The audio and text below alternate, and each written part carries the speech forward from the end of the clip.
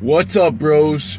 Welcome back to the new day that is ahead of us. This is an absolute game changer. If you don't know what this is a daily planner. And let me just give you a little run through. Look at how simple setup that is. Now, when I bought this, I had hesitated for months. It was on my mind. I would put it off. What's it really gonna do? I can just write on a sheet of paper. Look, go out and buy yourself a planner and watch your life change. What you can track, you can make adjustments to. What you can make adjustments to, you can fine tune, you can make it grow. If you use it for working out, if you use it for your business, your sales, look, you write it down, say something's coming up, you get it out of your brain, you clear the hard drive, you put it on paper, you look at it every day, it's right there in front of you, you know what to do. It's a beautiful thing.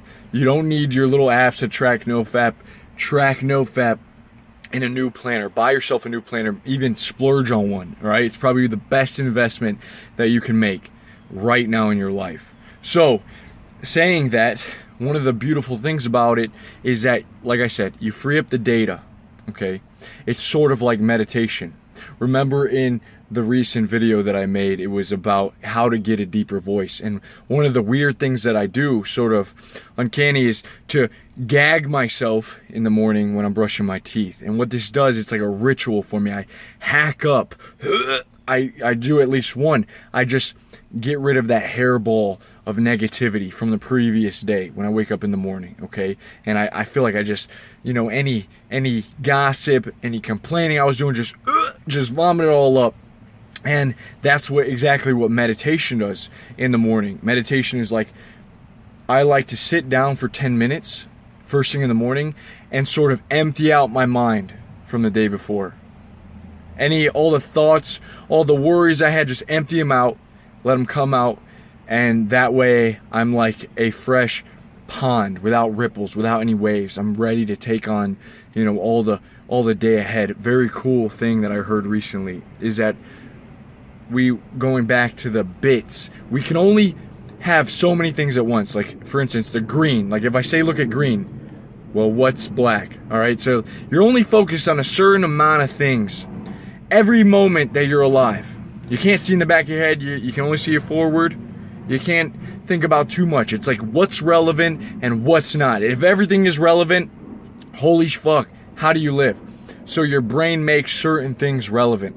And in dreams, I think this is a Jung idea, Carl Jung, one of the reasons that our dreams are so crazy is because in the day we're thinking practically.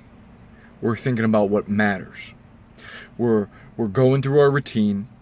We're getting through the day. We're getting our shit done. Then at nighttime, it's like, wham! You're in this unconscious place. Your brain is free to, you're in this void almost. And what comes out of that void? Images of like crazy shit. Batman and Robin eating popcorn in a movie theater, fighting dragons in a race car. It's like, what the fuck? This doesn't make any sense.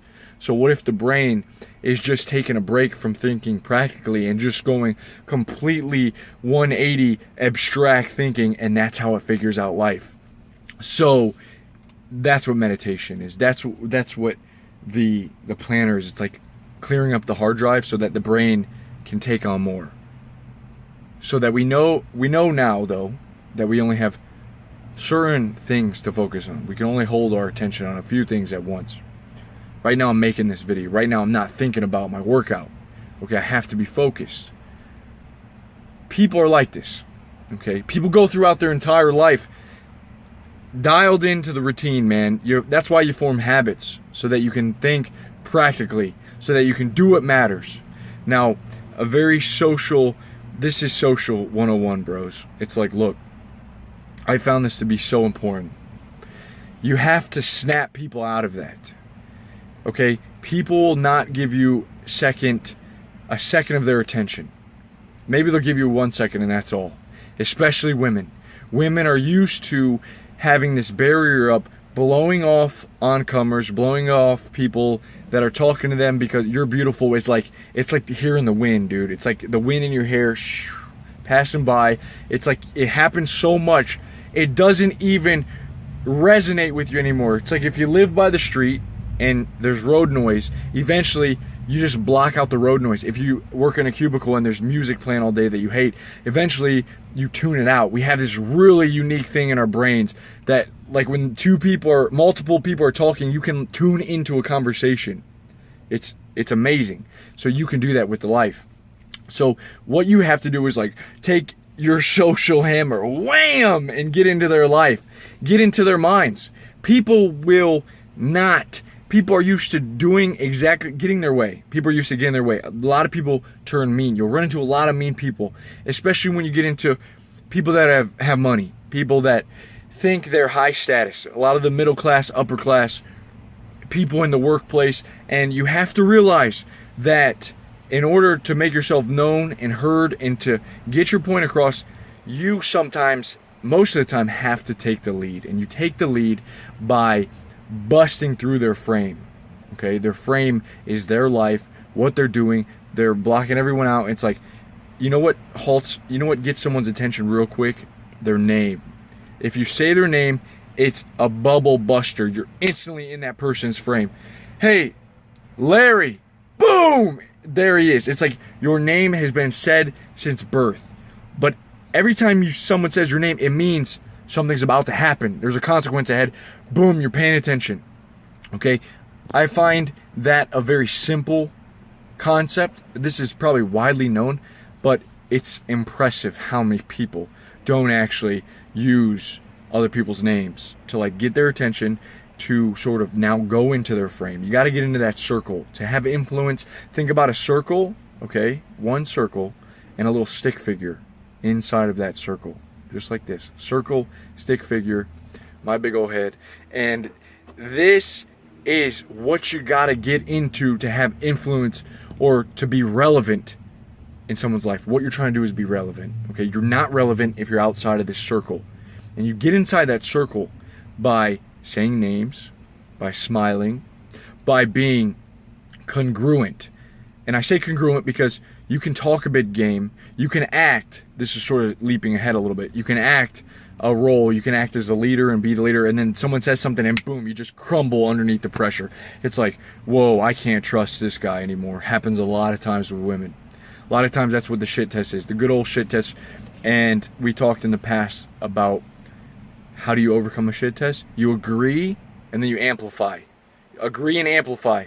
Okay? Someone says, you fucking weirdo, what are those, 2 different color socks? And you're like, yeah, 2 different color socks, buddy. I like to mix and match. I don't know, that's a stupid example. You just agree and amplify. What are you, some kind of faggot? Yeah, I'm a huge faggot. I suck so much cock.